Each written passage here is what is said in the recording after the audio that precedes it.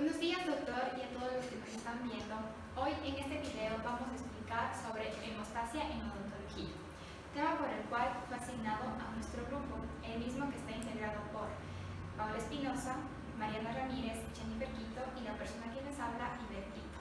Como les dije anteriormente, en este tema vamos a explicar sobre la hemostasia en odontología, teniendo un énfasis sobre anticoagulación y antiagregantes plaquetarios.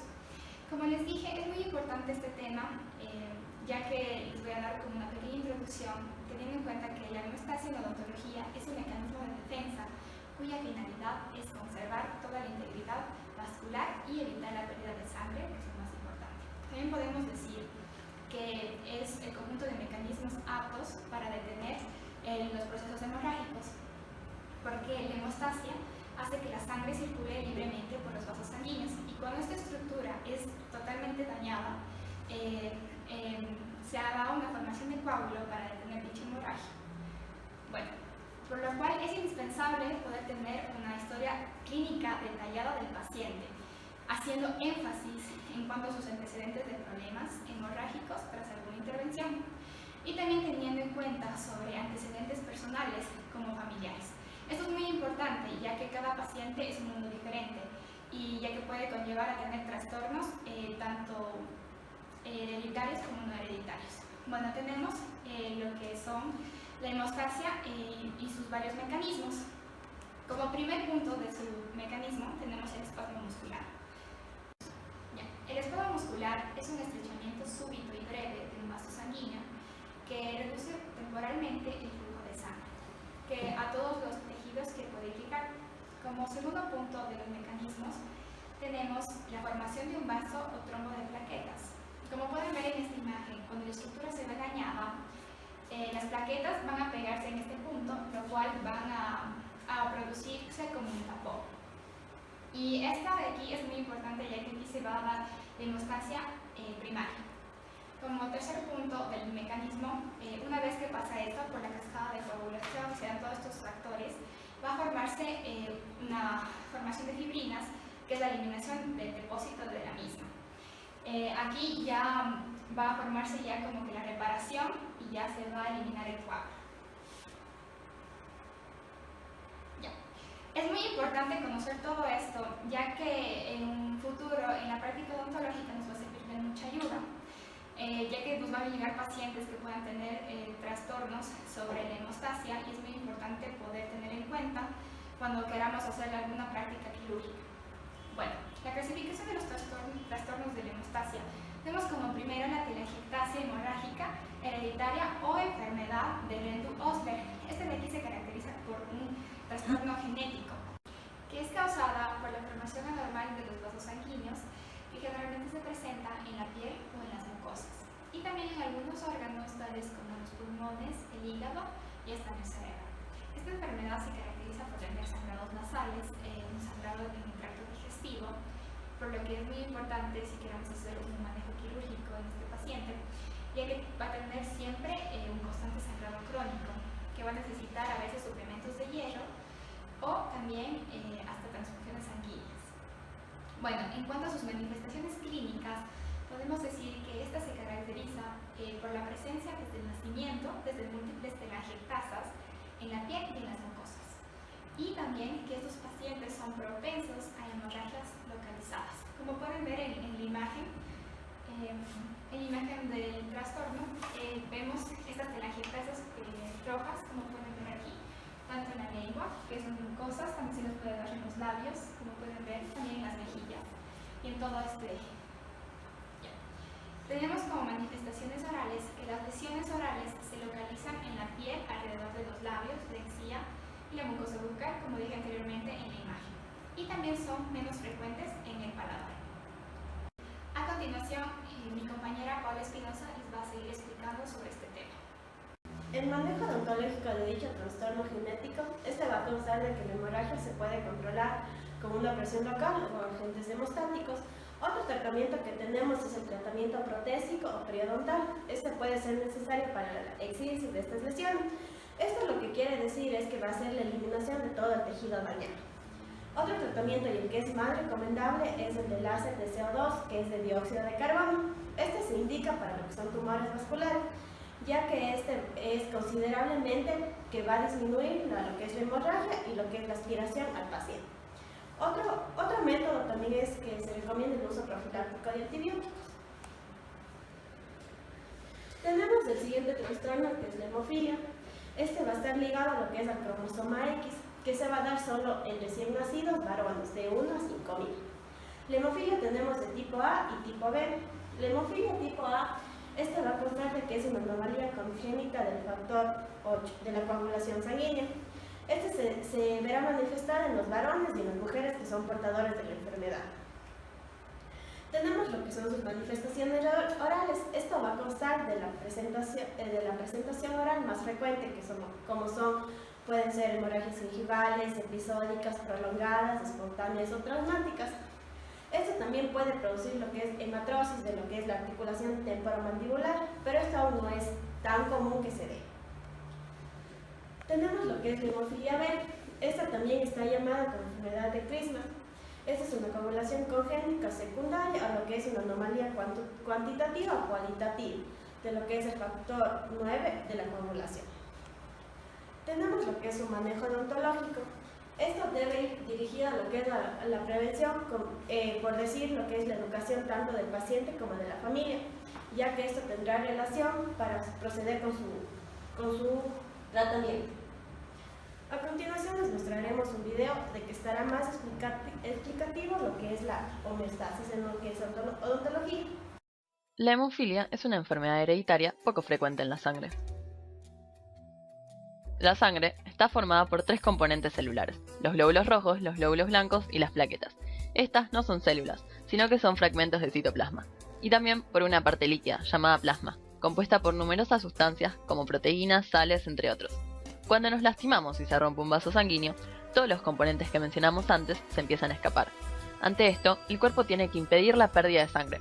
Por eso, desarrolló un sistema de coagulación llamado hemostasia, que consiste en 3 pasos. Comienza con un espasmo vascular, que consiste en una contracción muscular en la zona en donde se rompió, para reducir el flujo de la sangre. Luego se forma un tapón plaquetario, en el que las plaquetas se pegan en la lesión para interrumpir la salida de los componentes celulares de la sangre. Para finalizar en la coagulación sanguínea, las células dañadas y las plaquetas liberan sustancias que activan los factores de coagulación. Estos son moléculas que están en la sangre. Son 13, que reaccionan en cadenas. El último es un activador de protrombina, una proteína.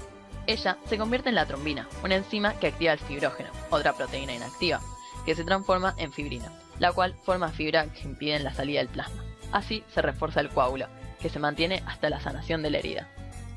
Cuando una persona tiene hemofilia, uno de los factores no funciona, porque su nivel de actividad es muy bajo. Entonces, el efecto cascada realizado por los factores de coagulación se corta. Por ende, la coagulación es incompleta, prolongando así el proceso de hemostasia. Normalmente, solo hay 3 factores que pueden presentar problemas: factor 8, conocido como antihemofílico A, factor 9, llamado antihemofílico B, factor 11, el antihemofílico C. Así, existen 3 tipos de hemofilia: A, B y C. Dependiendo de la cantidad de actividad del factor que falta, se ha dividido en grados de severidad. Cuando se habla de hemofilia leve, solo se generan hemorragias con lesiones muy graves. Si se tiene de tipo moderada, las hemorragias se generan a partir de lesiones graves o procedimientos odontológicos. En cambio, en la hemofilia severa se pueden generar hemorragias espontáneas en músculos y articulaciones. La hemofilia es una enfermedad hereditaria ligada al sexo, es decir, la información que determina la enfermedad está en el cromosoma X. En cada una de nuestras células tenemos 46 cromosomas, 23 de la madre y 23 del padre. Son ADN condensado, en donde se encuentra la información genética que nos define. Estos son homólogos, por lo que hay 23 pares. Sin embargo, hay un par que es especial, los cromosomas sexuales. Las mujeres tienen 2 cromosomas X, entonces, si hay un error en uno de ellos, tendrá la posibilidad de tener una copia sana de esa información en el otro cromosoma. En cambio, los hombres tienen un cromosoma X y un Y. Por lo tanto, si el cromosoma X tiene una alteración, no habrá otro cromosoma que cumpla su función y el error se manifestará. Entonces habrá menos casos de mujeres enfermas, ya que es menos probable que tengan 2 cromosomas X defectuosos. En el caso de la hemofilia, este error se origina de una mutación de un gen que codifica una proteína necesaria para la coagulación. Sin embargo, una mutación no es cosa de todos los días. Generalmente, una persona tiene hemofilia porque lo hereda. Los síntomas que puede desarrollar una persona con hemofilia son hematomas extensos, sangrado dentro de los músculos y las articulaciones, sangrado repentino dentro del cuerpo sin que haya un motivo claro y sangrado durante mucho tiempo tras lesionarse un vaso sanguíneo. Si bien la hemofilia todavía no tiene cura, el tratamiento más utilizado es el de restitución, que consiste en la inyección intravenosa lenta de concentrados de factor de coagulación 8, 9 u 11 según el tipo.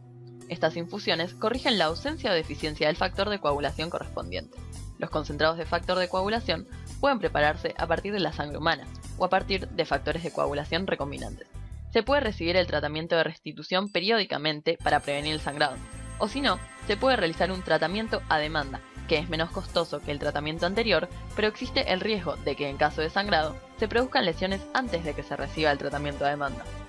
Existen otros tipos de tratamiento como la desmopresina, una hormona sintética que estimula la liberación del factor 8, que la vuelve exclusiva del tipo A. ¿Qué precauciones tomar? Un hemofílico debe tener en su casa un botiquín que contenga algunas cosas básicas. Las personas con hemofilia, incluso severa, pueden trabajar sin ningún problema. El deporte es parte importante del tratamiento integral de la hemofilia. Es importante acudir al dentista cada 6 meses o un año. Hace 6 años me internaron con un supuesto apéndice y me hicieron los análisis para operarme. Yo tenía el catéter prolongado, que era un déficit de la factor 11 de coagulación. Tratamiento no, pero me dieron un medicamento el cual tengo que tener en mi casa siempre y por ahí tener conmigo, pero para el momento. No tengo que tener ninguna prevención en la vida cotidiana, no tengo que hacer nada en particular. Lo único que tengo que avisar en el hospital si tengo que hacerme alguna operación. Por suerte, por una vida muy normal. Espero que con el video presentado anteriormente hayan podido aclarar cualquier duda que tengan sobre lo que es la hemoestacionología.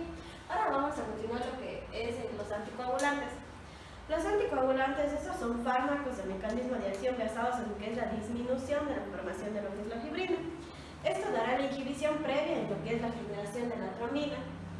Podemos decir que está indicado de su tratamiento, se debe estar basado en lo que es la evaluación de los factores de riesgo de la tromboembolismo, que tiene unas siglas de TEB, y el riesgo de hemorragia en el paciente, asociado a lo que es el tratamiento de coagulante.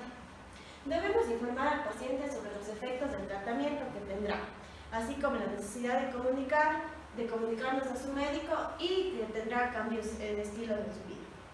También podemos decir que el objeto es evitar la hemorragia del trombolismo. También podemos decir que hay inhibidores de la coagulación. Esos son dos, lo que son las heparinas y derivados y los que son los anticoagulantes orales. Estos dos tienen la capacidad de inhibir lo que es inhibir la fase plasmática de la coagulación. Las heparinas y los derivados, estos estarán inhibiendo lo que es los factores de la coagulación ya sintetizados en el plasma. Y los que son los anticoagulantes orales, estos estarán inhibiendo lo que es la síntesis hepática de algunos factores de la coagulación. A continuación, mi compañera les seguirá con la exposición de lo que son heparinas no fraccionadas. Ya, continuando con la exposición, tenemos lo que son las heparinas no fraccionadas. Estas tienen una acción biológica que va a potenciar a la inhibición que la antitrombina 3, las cuales sus siglas son AT3, realiza sobre la trombina y el factor X activado. Estas se van a unir a proteínas plasmáticas, células endoteliales y macrófagos, que van a ir condicionando una respuesta anticoagulante muy variable a cada individuo. La inactividad de la trombina se produce a través de la formación de un complejo terciario constituido por la antitrombina 3, heparina y la trombina. Tenemos lo que son los inhibidores de la coagulación, que son las heparinas. Tenemos las heparinas no fraccionarias o clásicas. Estas van a ser la heparina sódica y de cálcica. Las heparinas de bajo peso molecular, que van a ser la deltaparina, la nadoparina, la teldeparina, la logiparina, enaxaparina, ardeparina, tixaparina y bemiparina. En las terceras tenemos los que son los betasacáridos compuestos o formados por lo que son una mínima fracción de las heparinas no fraccionales, que tenemos como único al fondo parinus. Para todo ello se va a necesitar un control analítico cuando se emplean dosis terapéuticas, y para ello vamos a utilizar lo que es un test de coagulación funcional. el tiempo de tromboplastina parcial activado, que va a medir los tres factores inhibidos. El ajuste de dosis que se realiza con el objetivo de mantener un nivel de tromboplastina parcial activada entre 1.5 a 2.5 veces al valor normal. Su dosis en tratamientos clínicos son el tratamiento de TB, tromboembolismo pulmonar, tratamiento de la angina inestable e infarto agudo o de miocardio, la hemodiálisis e insuficiencia arterial aguda de las extremidades. Tenemos que en pacientes de alto riesgo de sangrado son de elección de las heparinas no fraccionarias frente a las heparinas de bajo peso molecular, dado que permiten una mayor rapidez en cuanto a la reversión de la anticoagulación. Tenemos efectos secundarios más frecuentes, que son los sangrados, la osteoporosis, la trombocitopenia inducida por heparina, que vemos que son como pequeños hematomas, la necrosis cutánea, donde ya existe células muertas a nivel dérmico, y la urticaria, que son pequeñas reacciones alérgicas.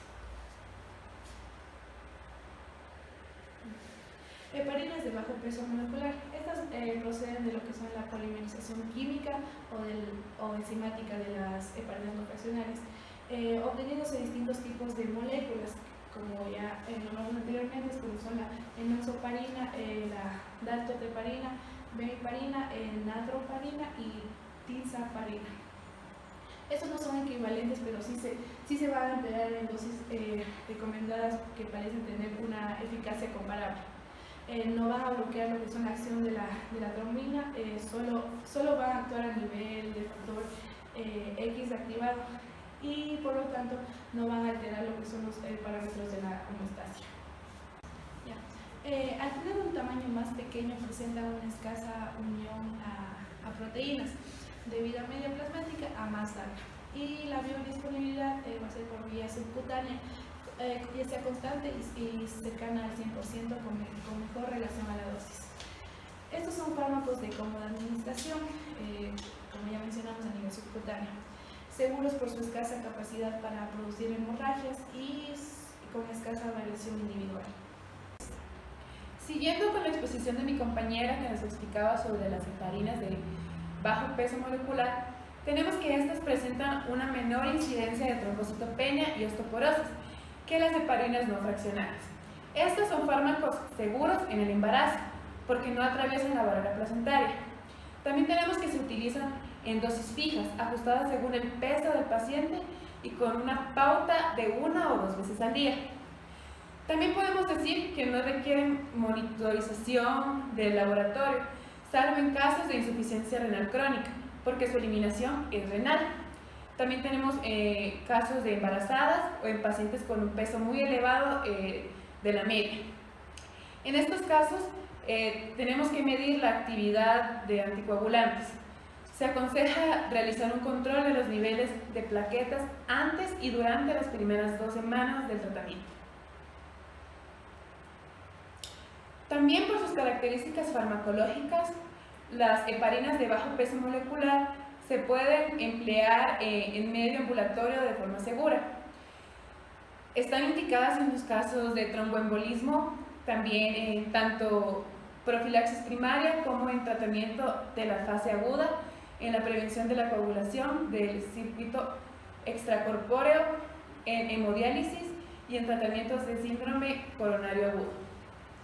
Las heparinas de bajo peso molecular son fármacos de elección en el tratamiento inicial de tromboembolismo en pacientes susceptibles a recibir anticoagulación.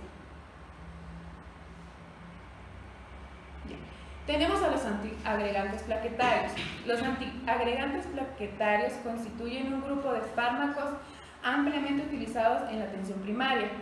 Sus indicaciones fundamentales incluyen cardiopatías isquémicas, enfermedades cerebrovasculares isquémicas, enfermedad arterial periférica, además de los antiagregantes clásicos, como son el ácido acetilsalicílico, que es la aspirina, dipirinadol y dicopladina. Siguiendo, en cuanto a los inhibidores enzimáticos, tenemos varias clasificaciones. Entre ellas tenemos el inhibidor de ciclooxigenasa. Aquí tenemos el ácido acetilsalicílico, como decía, ya la aspirina. También tenemos inhibidores de fosfodiesterasa y aquí tenemos el dipirinadol. Luego tenemos otra clasificación que son inhibidores de los receptores. En esta tenemos los inhibidores de receptores ADP, que son las tienopiridinas. Entre estas tenemos ticlopirina, clopidogrel, lo tenemos en estas presentaciones. También tenemos prasugrel y ticagrelor. Y los antagonistas de GPLLB tenemos a epifibanatide, tirofiban y alcicimab. En cuanto a los antiagregantes plaquetarios, podemos decir que están indicados sobre todo en la prevención de la trombosis arterial. Los trombos arteriales, o también llamados trombos blancos, están compuestos fundamentalmente por plaquetas, con una proporción de fibrina y hematíes relativamente baja. Los eventos arteriales trombooclusivos agudos suelen producirse en lugares afectados por una enfermedad arteriosclerótica tras una rotura espontánea de la placa. En dichos lugares se forman trombos blancos que pueden ocluir el flujo sanguíneo vascular o pueden desprenderse causando embolia que ocluyen el flujo sanguíneo en una zona más distal. En este cuadro podemos ver una representación de lo que es la trombosis. Una trombosis se da cuando un coágulo, o que normalmente decimos un trombo, bloquea una vena o una arteria y solamente pasa un poco de sangre por ella. Aquí podemos ver, se pone la piel un poco azulada y se crea el trombo. Hablando de los antiagregantes plaquetarios o ácido acetilsalicílico, hablando de los antiagregantes plaquetarios o el ácido acetilsalicílico, podemos decir que nos ayudan en la inhibición de la ciclooxigenasa. Con dosis pequeñas aparece solo en efecto antiagregante, es decir, de 500 a 300 miligramos en el día. Estimula la síntesis de dióxido nítrico, es un mediador antiagregante endógeno. Y el ácido acetilsalicílico metabólico es igual al fibrinolítico. También tenemos que en menores de 16 años el riesgo de síndrome de Rey es mayor, y también nos da el fenómeno de resistencia, por el que determinados pacientes no muestran ningún efecto. Hablando de los antiagregantes plaquetarios, serían los inhibidores del complejo. Tenemos que bloquear la unión del fibrinógeno a sus receptores plaquetarios. También precisan vigilancia hematológica antes del tratamiento. Serían unas 2 o 6 horas después del inicio y luego una vez al día como mínimo. También tenemos a las abcicimab, tirofiban y epitifabtida. Estos se administran por vía intravenosa y estos tenemos alto riesgo de hemorragia y se aplicarían solamente en situaciones de alto riesgo trombótico. A continuación les vamos a presentar un video para que quede aún más claro lo que son los antiagregantes plaquetarios y su mecanismo de acción. Esta animación ilustra los diversos mecanismos por los cuales actúan los fármacos antiplaquetarios para prevenir la trombosis normal y patológica. Las plaquetas son cruciales en la formación de tapones hemostáticos iniciales después de una lesión vascular, con lo que se evita la pérdida excesiva de sangre. Sin embargo, las plaquetas también participan en trombosis patológica que ocasiona síndromes coronarios agudos, infartos miocárdicos, isquemia cerebral transitoria, apoplejía isquémica y trombosis vascular periférica. Los fármacos que se utilizan para inhibir la función plaquetaria son de uso amplio en la medicina cardiovascular para prevenir el infarto miocárdico y la apoplejía, y para reducir la trombosis y reestenosis después de la angioplastía y colocación de endoprótesis vasculares. Los diferentes tipos de fármacos antiplaquetarios actúan a través de mecanismos diferentes, pero pueden tener efectos aditivos o sinergistas en la función plaquetaria. En ausencia de lesión vascular o de estado patológico, las plaquetas circulan en la sangre sin adherirse a las paredes vasculares o una con otra. Una capa de células endoteliales recubre la pared de los vasos sanguíneos y, en condiciones normales, forma una superficie no trombógena. Las células endoteliales también liberan prostaciclina, PGI2, en la sangre, lo que inhibe la activación plaquetaria.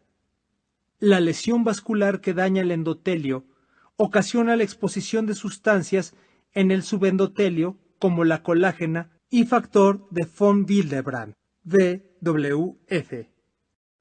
En la sangre, las plaquetas se adhieren con rapidez a estas sustancias y se activan. Con la activación, las plaquetas sufren desgranulación y liberan diversos mediadores como difosfato de adenosina, ATP, y serotonina, 5-HT. La activación de las plaquetas también ocasiona la síntesis y secreción del tromboxano A2, TXA2. Diversos mediadores protrombóticos activan otras plaquetas. La activación de las plaquetas también ocasiona la expresión de glucoproteínas 2B, 3A, GP2B, 3A en la superficie de las plaquetas, que se une al fibrinógeno circulante y ocasiona que se agreguen las plaquetas en el sitio de lesión vascular. La activación y agregación de plaquetas finalmente produce la formación de trombos ricos en plaquetas, lo que evita la pérdida de sangre en el sitio de la lesión. El ácido acetil salicílico es un inhibidor irreversible de la ciclooxigenasa 1, COX-1, en las plaquetas. La COX-1 es la primera enzima de la vía bioquímica que convierte el ácido araquidónico a tromboxano A2, TXA2. Cuando la COX-1 plaquetaria es inhibida, las plaquetas ya no pueden producir TXA2, que inhibe en forma parcial su capacidad para activar a otras plaquetas. La enzima COX-1 también se encuentra en las células endoteliales y es la primera enzima que participa en la síntesis de la prostaciclina, PGI2, y por tanto, la dosis de ácido acetil salicílico también puede inhibir la síntesis de este compuesto antiplaquetario endógeno.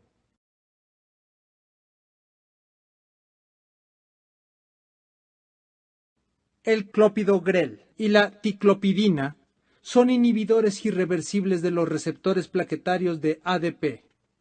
El ADP es el estímulo más potente de la activación y agregaciones plaquetarias en comparación con TXA2 y por tanto los antagonistas de receptores de ADP son más eficaces que el ácido acetil salicílico para inhibir la función plaquetaria. El ácido acetil salicílico y los antagonistas de receptores ADP trabajan a través de mecanismos diferentes para inhibir la función plaquetaria y por tanto el tratamiento combinado con esas dos clases farmacológicas puede tener efectos sinérgicos. Todos los estímulos que activan las plaquetas, entre los que se encuentran la trombina, colágena, ADP y TXA2, causan la expresión de GP2B, 3A en la superficie de las plaquetas. GP2B, 3A es una integrina del receptor para el fibrinógeno y factor de von Willebrand, VWF. Los fármacos que antagonizan GP2B, 3A incluyen axicimab, eptifibatida y tirofiban. Estos fármacos son los antiplaquetarios más eficaces porque pueden bloquear la agregación y adherencia plaquetaria sin importar el estímulo que active las plaquetas. Buenas noches, estamos con el doctor Edgar Brito, doctor en medicina y cirugía, que trabaja en la clínica Guadalupe. Buenas noches, doctor. Queríamos hacerle algunas preguntas sobre este tema importante sobre la hemostasia y coagulación. Bueno, comenzando con la primera pregunta, quisiera preguntarle si nos cuenta detalladamente sobre lo que es hemostasia y coagulación. Bueno, es importante definir un aspecto general lo que es la hemostasia. La hemostasia es la respuesta fisiológica normal que evita la pérdida significativa de sangre tras una lesión vascular. El proceso depende de una intrinsecada serie de acontecimientos en que participan las plaquetas, participan las células, y se produce la activación de proteínas sanguíneas específicas, denominadas factores de coagulación. Cuando se produce una lesión en un vaso sanguíneo, se activa la hemostasia fisiológica y se produce el proceso de coagulación. La hemostasia sirve para mantener la integridad del sistema circulatorio. Sin embargo, el proceso puede desequilibrarse, morbilidad y mortalidad significativa. El conocimiento del proceso de hemostasia es, por lo tanto, importante con el fin de comprender los principales estados patológicos asociados a la trombosis. Es así que la hemostasia, la formación normal de un trombo, es esencial para la supervivencia. O sea, cuando se va a entrar en un proceso de una cirugía, se pide el TP y el TPT. ¿Qué significa el TPT? Tiempo parcial de tromboplastina, que nos ayuda a informar que el tiempo que la sangre demora en coagularse y que esto va a lo normal de 22 a 42 segundos. Y el TP, que es el tiempo de protrombina, que también nos ayuda a ver que la parte líquida de la sangre, que es el plasma, qué tiempo demora en coagularse. Eso normalmente es de 13 segundos. Vamos al siguiente. Ya. Mi segunda pregunta sería si usted ha presenciado casos o ha tenido casos en los que un paciente ha presentado este tipo de problemas con el hemostasia, con la sangre y de hemorragia y eso. Ha habido pacientes que tras una herida pequeña, digamos, de dedo, de pierna, pacientes han ido en shock. Ha habido alteraciones de la coagulación. O sea, que no sabemos, al comienzo no sabíamos si estaba tomando medicamentos o era porque tomaba mucho licor. A veces hay pacientes que los que toman mucho trago se afectan el hígado. El hígado es el que más controla esos factores de coagulación. Y otra cosa, y hay pacientes que toman también aspirina. La aspirina hace que también se alteren los factores de coagulación. Entonces, cuando el paciente viene de emergencia, uno no hay tiempo de hacer ningún examen, sino actuar rápidamente en emergencia. Claro, no puede preguntarle la anamnesis sobre antecedentes. Es que ese ratito el paciente, si no le atendemos enseguida, el paciente se va en una hemorragia masiva. Entonces, después, ya, cuando es un paciente que viene ya a consultar un procedimiento, realizarse, por ejemplo, un lipoma, es una bolsa de grasa en la pierna o en la espalda, entonces uno se hace los exámenes de sangre y se pregunta al paciente, ¿está tomando algún medicamento? Entonces, si está tomando aspirina, por ejemplo, se puede operar después de unos 10 o 15 días, que altera los factores de coagulación. Pero cuando es de emergencia, hay que actuar rápido. Claro. Entonces, ya hay que dar otra medicación para tratar de hacer hemostasia. Ya.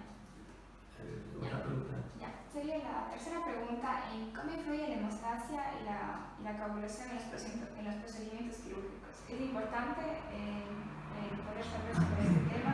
Es importantísimo.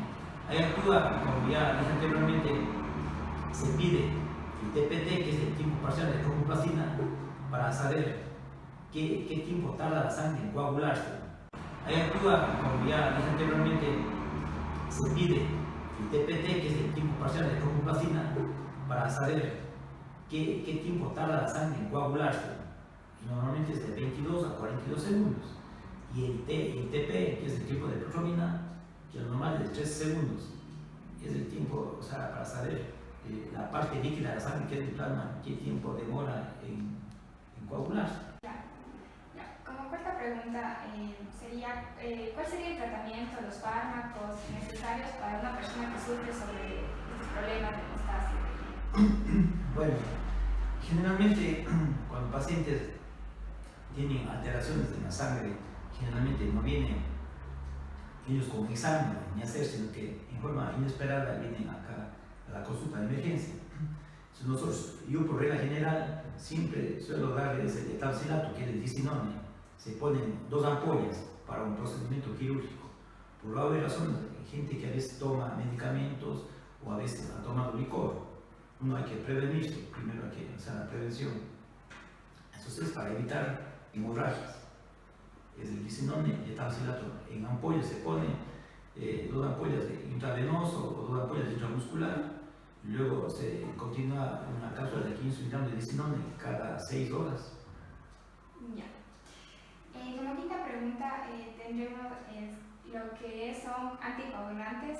¿Nos puede contar más acerca de eso? ¿Para qué sirve? El anticoagulante es, por ejemplo, si por ejemplo operamos una cadera o operamos una pierna, esos pacientes van a estar encamados mínimo 1 mes o a veces un poco más y no hacen ninguna actividad. O sea, esos pacientes nosotros le damos lo que es la heparina en ampolla, sea ampolla de 20 o ampolla de 40 todos los días, o si no es el Coumadin, tableta 5 miligramos todos los días, pero mejor es la heparina, que viene en la jeringa prellenada de 40 unidades, damos todos los días, por lo menos siquiera unas 3 semanas o 1 mes, y luego pasamos a la vía oral, que es el Coumadin, tableta 5 miligramos, una tableta diaria.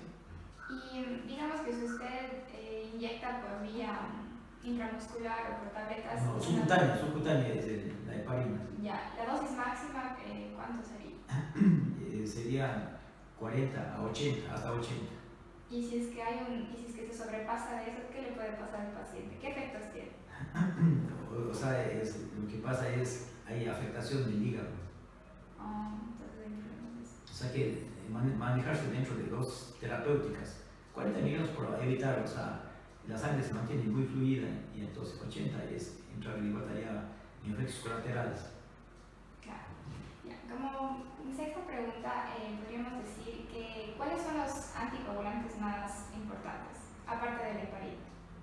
El Coumadin, o también es la aspirina, el ácido acetilsalicílico, que se usa, bueno, generalmente al inicio 500 miligramos, después con 100 miligramos todos los días. Se usa de acuerdo, a veces durante 1 mes, a veces 4 semanas, 6 semanas. También hay otros que se usa en cadera y en prótesis de rodilla, es el Xarelto, el Risoproxaban, que se usa de 10 miligramos todos los días. Y también para evitar trombosis de pie se usa el Xarelto de 20 miligramos, pero al inicio se hace de 15 miligramos de mañana y de noche por 3 semanas. 15 miligramos de Xarelto de mañana y de noche por 3 semanas. Para por semana ya se da una sola de 20 miligramos de Xarelto, evitar trombos en los pies. Trombosis. ¿Y qué es una trombosis? Es el coágulo que se forma en la circulación y obstruye el vaso pequeño. Bueno, otro lado te puede comunicar. Y hablando, como me dijo, del ácido acetilsalicílico, sobre los antiagregantes plaquetarios, ¿cuál es la importancia de estos fármacos en hemostasia? Bueno, eso altera la hemostasia, evita la formación de coágulos y mantiene la sangre líquida. Eso se usa generalmente a pacientes, por ejemplo, que sufren de EPOC. ¿Qué es el EPOC? Enfermedad pulmonar obstructiva crónica, y tienen espesamiento de la sangre. Se llama polisistemia vera cuando tienen mucha cantidad de glóbulos rojos. Generalmente el hematocrito, que debe ser 40, 45, ellos tienen más de 55, tienen 56. La hemoglobina, en vez de tener 14 a 16, tienen ellos a 18, 19. Entonces en ellos es peligroso que forman un trombo, una trombosis a nivel cerebral, a nivel pulmonar, el pie. Entonces eso evita la formación de coágulos, entonces mantiene la sangre un poco más líquida, más fluida. Ya. ¿Y cuáles serían los antiagregantes plaquetarios más importantes?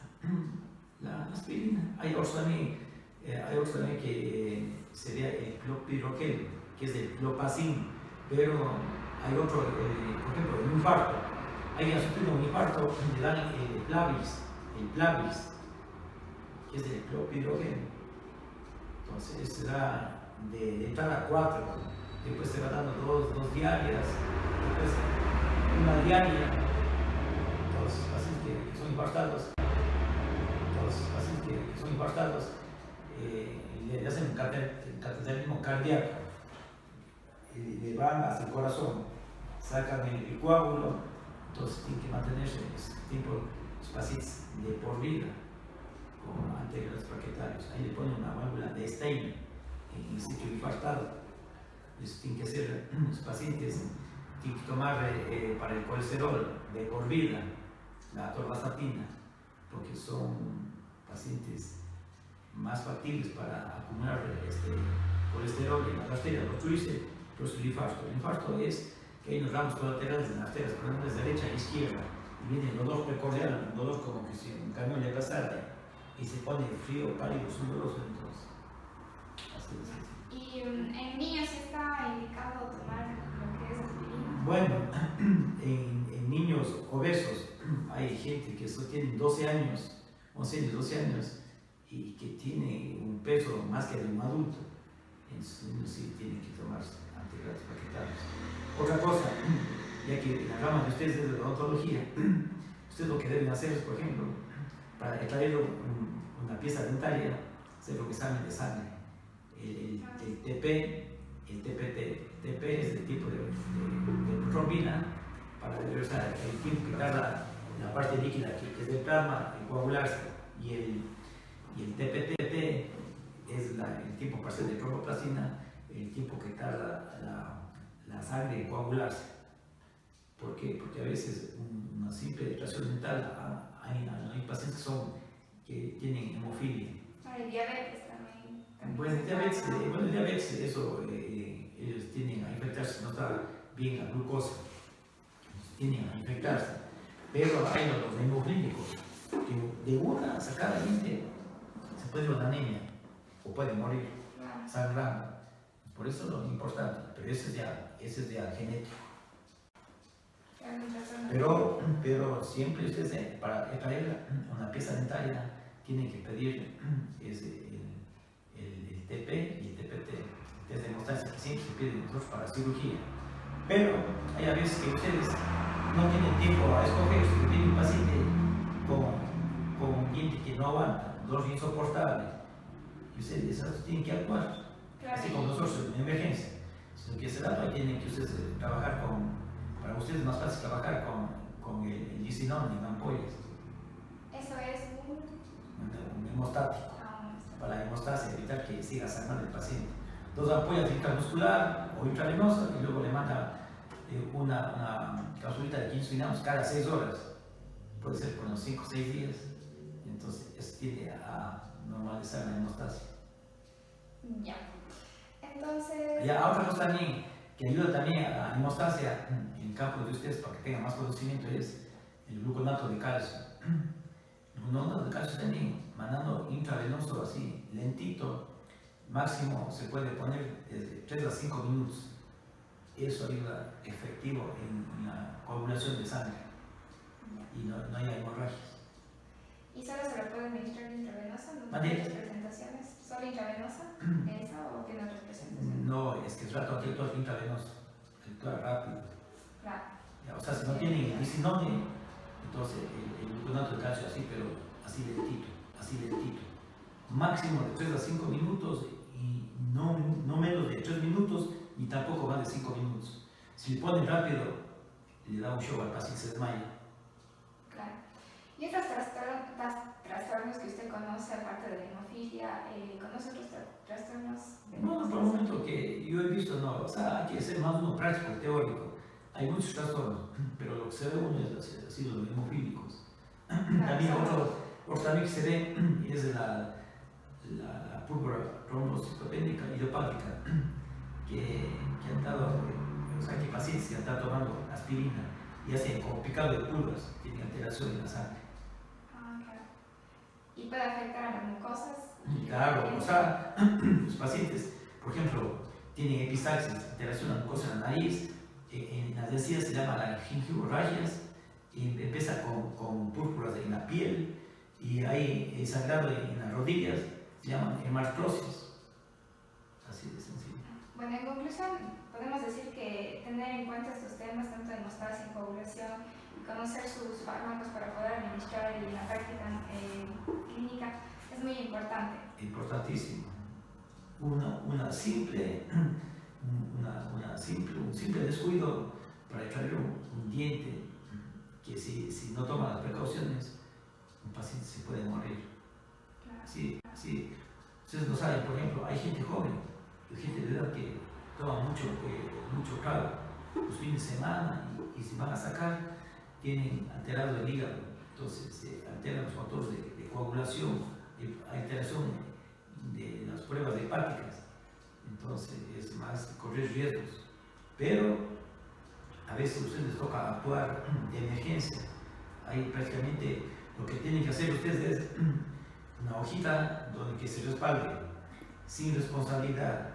El paciente viene de emergencia y que firme el paciente en qué condiciones viene, así dejando en constancia en qué condiciones viene para que no se metan en problemas legales.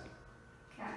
Otra cosa importante para ustedes que están siguiendo la carrera de odontología y para los odontólogos, uno como médico que trabaja en la clínica es que tiene que pedir un examen de sangre, el HIV. HIV es para el SIDA. ¿Por qué? Porque ustedes manipulan con agujas y sangre y pueden contagiarse. Y eso acabaron la vida de ustedes. Porque un paciente que vino a la clínica era de otro médico, era el doctor Pauta, ahora que ya falleció. Trabajaba en América del Sur, trabajaba acá en la clínica Guadalupe, donde yo trabajo. Ese paciente tuvo primero un proceso gripal. Después del proceso gripal hace una neumonía por aspiración. Y bueno, estaba bien otro médico.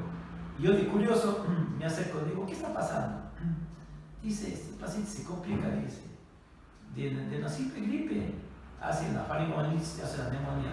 Yo digo, doctor, le preguntó de dónde era el paciente. No.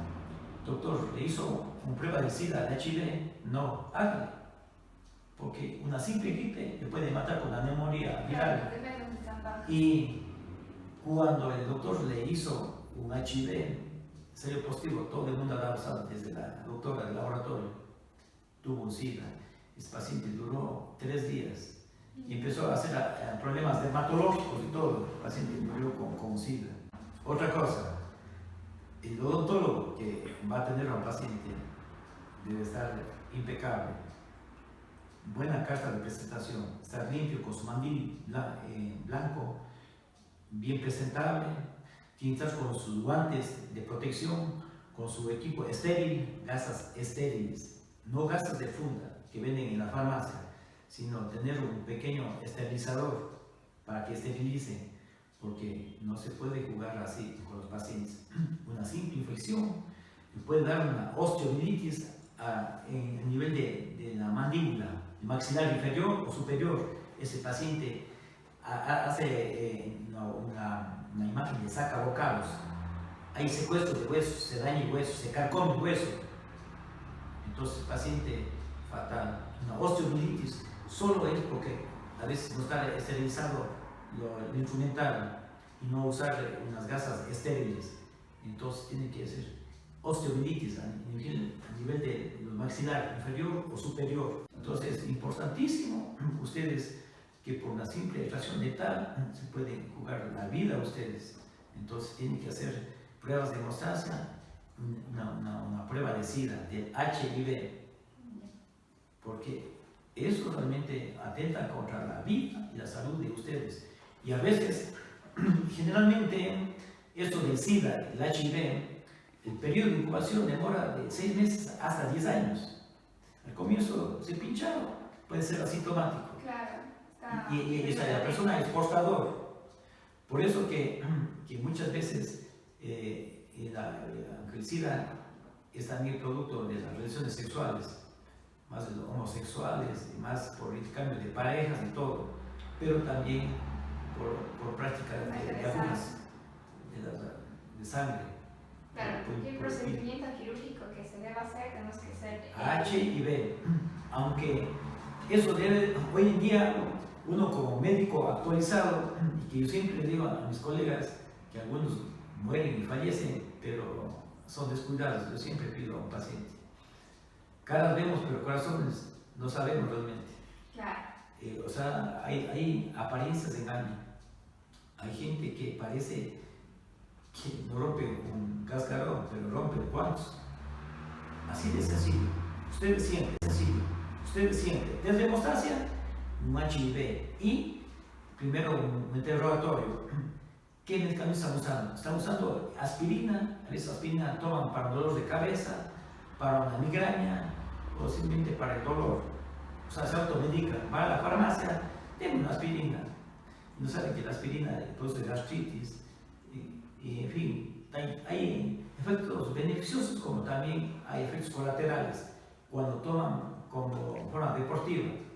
Pero ustedes los futuros odontólogos, deben pedir y decir a los profesores que pongan así como test de hemostasia, TPT y el HIV, porque mucha gente van al extranjero o aquí mismo se han contagiado, igual como vinieron acá los venezolanos con un poco de patologías de la gripe porcina y tanta cosa, y aquí murieron cuánta gente. Así de sencillo. Entonces ustedes hacer hincapié. Para mí, yo si fuera odontólogo hoy en día, primero HIV primerito, después TPT y un hemograma, saber cómo está, no está anémico, porque si una persona está anémica, o sea, le pueden sí, pero hay que dar las maniobras, digamos, primero, que antes de sacarle unos 3 antes, que empiece a comer proteínas, para que mejore los factores de coagulación, y que no use ningún analgésico, ningún antiinflamatorio, porque realmente siempre se toman creyendo que un analgésico antiinflamatorio le va a curar, cuando a veces hay una afectación de la muela, de la parte de la raíz, parte de la pulpa. A veces cuando ya está afectado la pulpa y la raíz, tiene que traerse la pieza dental. Yo al menos sé la parte general, digamos, de ustedes están en el campo, donde que ya profundizan ahí, a veces tienen que hacerle, digamos, bloquear el nervio, pero bloquear el nervio, ese diente ya murió. Es mejor es extraer el diente y ponerse un diente postizo o un implante. Entonces, es lo que más.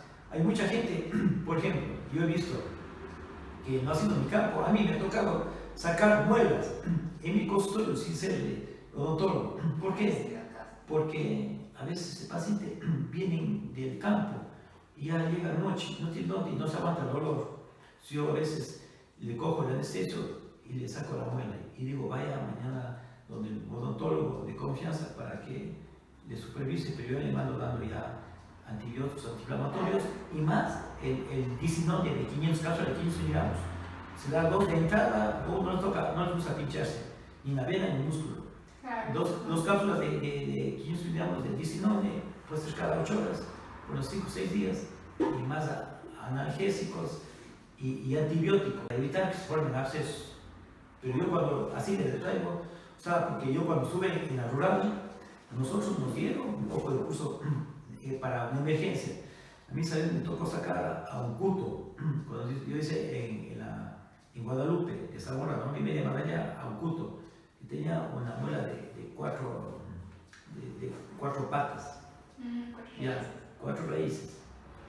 Ese cuto se alzaba el dolor ahí. Yo primero le iba poco a poco para que no se me rompa, salió enterito, pero era tremendo huecazo. Y quedó. Entonces tuve que ponerle ahí una torunda de algodón y luego con otro. Y que siquiera unos 4 días solamente con licuados.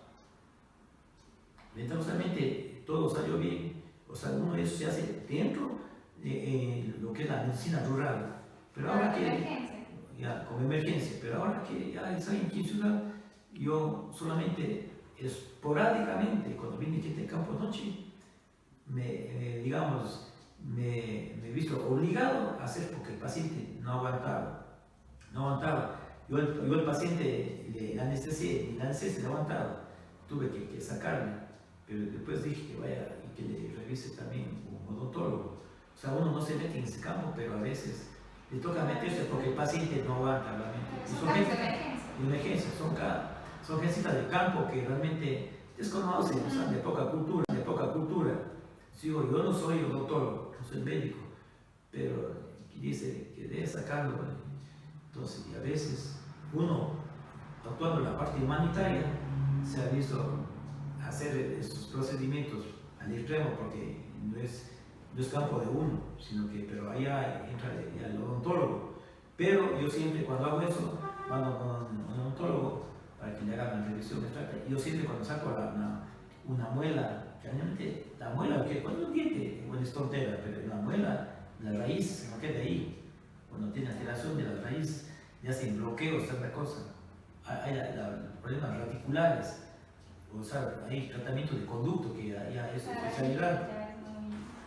Claro, pero yo he visto cuando saqué a ese paciente y ya no tenía muela, era afectada ya la pulpa, ya la raíz, ya estaba ya con necrosis, con infección, con todo.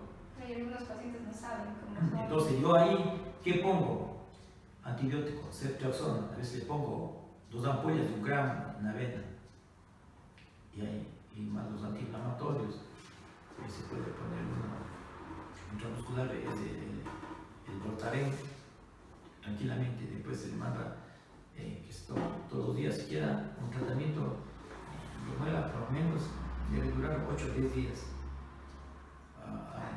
Yo he conversado con un doctor acá de que tratamientos. Yo he conversado con un doctor acá de que tratamientos de conducto. Entonces, él me iba indicando la parte clínica, de vuelta yo le iba asesorando los tratamientos. Una infección, inflamación que no estamos bien preparados ahí. Claro, igual en niños yo le iba al doctor en que debe usar los antibióticos y los antiinflamatorios, y hay que dosis todo para que, porque bueno, en farmacología son un poquito más bajos. Entonces, así uno tiene que actuar. O sea, el médico debe estar preparado para todo, como igual también el odontólogo también tiene que estar preparado, a veces hacerse hasta de médico en ciertas cosas generales, porque a veces el paciente llega ese momento y para no estar en sustos. Otra cosa, que por ejemplo, que los odontólogos antes de sacar una muela, eso es notaba de la cara, y tiene que tomar la presión arterial. Si da la presión altísima y le saca una muela, el paciente no va a parar la sangre para seguir con la hemorragia masiva. Entonces tengan claro, prueba de SIDA, HIV, y que control de la presión arterial. Y los exámenes de Mostrarte PPT, que no estén tomando aspirina, ese tipo de cosas. Claro, Es importantísimo. Ya digo, así se pueden meter en problemas. Pacientes con la presión altísima. Aquí uno de aquí de Tarqui vino a mi clínica. En vez de estar la presión, la sistólica 120 y la diastólica 80, el paciente tenía 240 la sistólica y 120 la diastólica. El paciente hasta subirle y bajarle se parece el medio cuerpo. El paciente no contento se fue a la Santa Inés. 3 días y vino igual, o sea, paralizado. Eso no se revierte. Se puede normalizar es cuando hay una hemorragia en el cerebro. Si es al lado derecho, focaliza al lado izquierdo, parálisis. La cara, brazo y medio cuerpo no pueden caminar bien. ¿Y por qué se debe a que tienen la presión muy elevada? Es que es genético, es hereditario. Y más la dieta, y si no se controla, entonces es bien fregado. Y ellos son los que finalmente dicen accidente cerebrovascular, ACV, una parálisis de medio cuerpo, si es masivo, o edema cerebral y muere. Así de sencillo. Por eso es importantísimo. Antes de sacar una muela o curar un diente, o sea, tomar la presión arterial y que esté tranquilo el paciente. si está con estrés o está alterado, aparte del estrés, le sube más la presión. El paciente está bien nervioso, no va a poder trabajar bien. El médico tiene primero que sedarle, ahí le pone el necesito, pero es importantísimo. Hay pacientes que se les han clavado a algunos odontólogos con la presión alta. La hemorragia cerebral, el edema cerebral, bien nervioso, no va a poder trabajar bien. El médico tiene primero que sedarle, ahí le pone el necesito, pero es importantísimo. Hay pacientes que se les han clavado a algunos odontólogos con la presión alta. La hemorragia cerebral, el edema cerebral masivo. Ahí no dices que estuve enfermo, el doctor me mató. Total, el doctor recién queriendo hacer su intervención. Así de sencillo. Es muy importante la anamnesis del paciente. Anamnesis, un ratito, preguntarle, bueno, ustedes, por favor, véngame tomándose la presión, cuánto está y todo. Y se está tomando algún medicamento. Si un paciente está tomando, por ejemplo, aspirinas, cosas, es dejar que deje de tomar el paciente aspirina porque se complica un poco. Y hay que darle el disinone, que es un hemostático, hace que haga coagulación y no sangre más. Se hace a nivel local y más. Entonces, así de sencillo.